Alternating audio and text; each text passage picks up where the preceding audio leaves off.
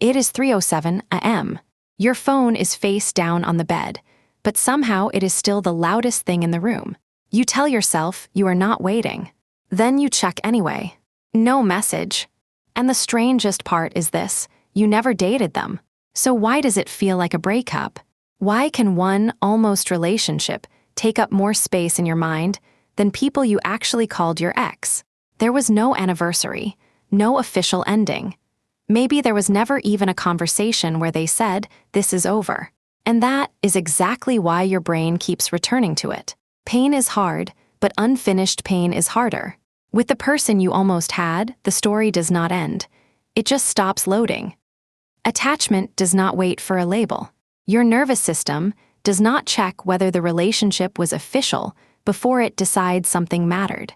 It remembers patterns, the late-night messages, the private jokes, the way your mood changed when their name appeared on your screen, the tiny moments that made you think, maybe this is becoming something. To the outside world, maybe nothing happened. Inside you, something was being built. Not a relationship exactly, a possibility.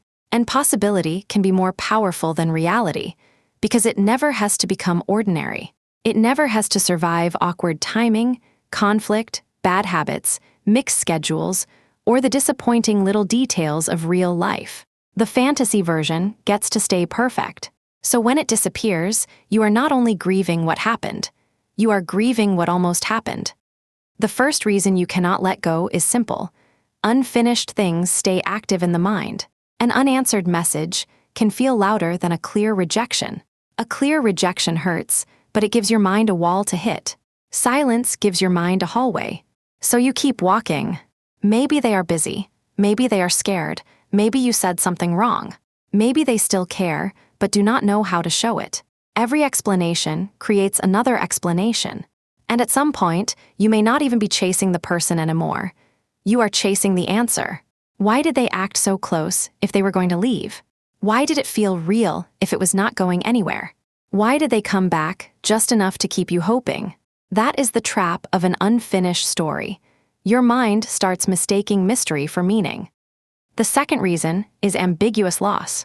That is the pain of losing something without a clean border around the loss. They are gone, but not gone.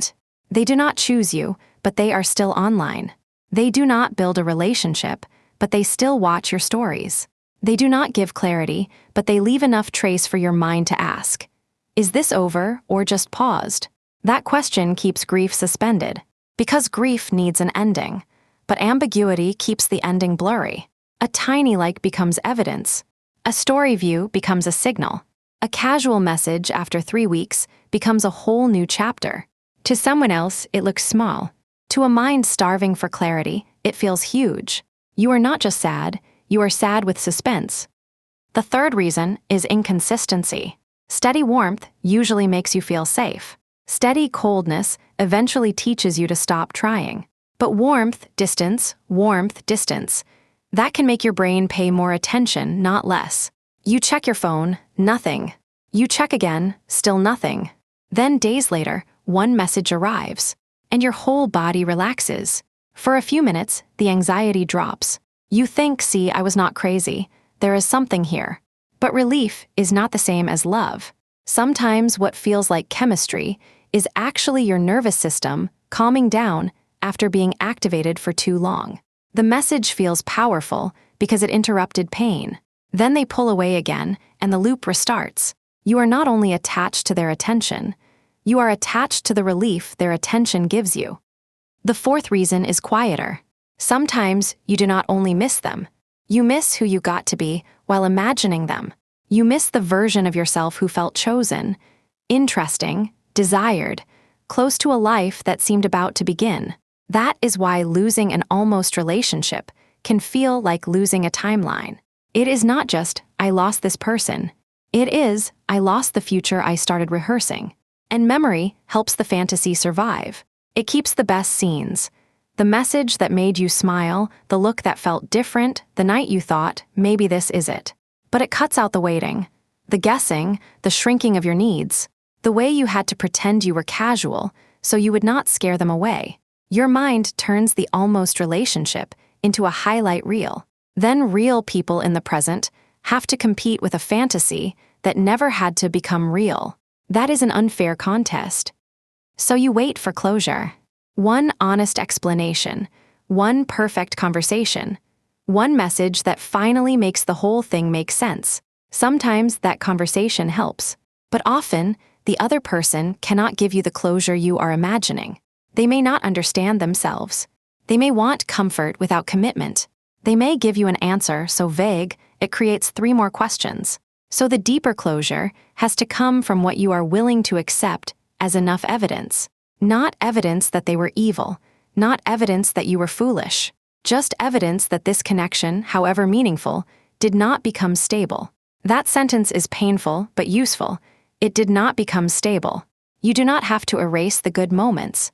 You only have to stop treating potential as a promise. Potential is not a relationship. Intensity is not consistency. Mixed signals are not intimacy. And longing is not always love. Sometimes longing is love looking for a place to land. So how do you start moving on? First, name it honestly. Do not call it nothing if something happened inside you. Call it an almost relationship, a crush, a situationship, an unfinished attachment. Use whatever phrase gives your mind a container. Second, separate facts from story. On one side, write what actually happened. They texted, they flirted, they disappeared. They came back, they avoided clarity, they never made a stable plan. On the other side, write what your mind added. They are my person, they are just scared. If I wait, they will choose me. Nobody else will make me feel this way.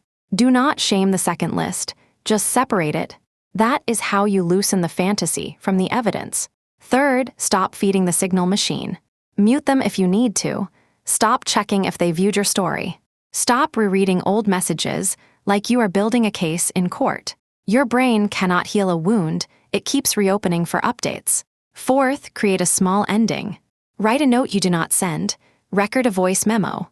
Take a walk and say, this mattered, but it is not my future. When life does not give you an official ending, sometimes you have to make a symbolic one.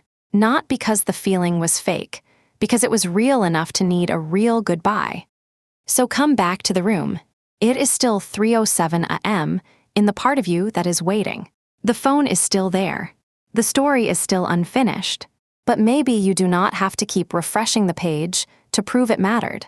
Some relationships never become official, but your nervous system can still grieve the future it built. So if you are stuck on someone you never dated, maybe the real question is not, why am I attached to nothing? Maybe it is, what did this almost love make me believe was finally possible? Because that is often the part you are trying to recover.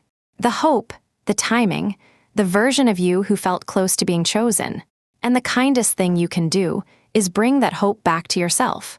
Not because they meant nothing, but because your future cannot depend on someone who only became clear in your imagination.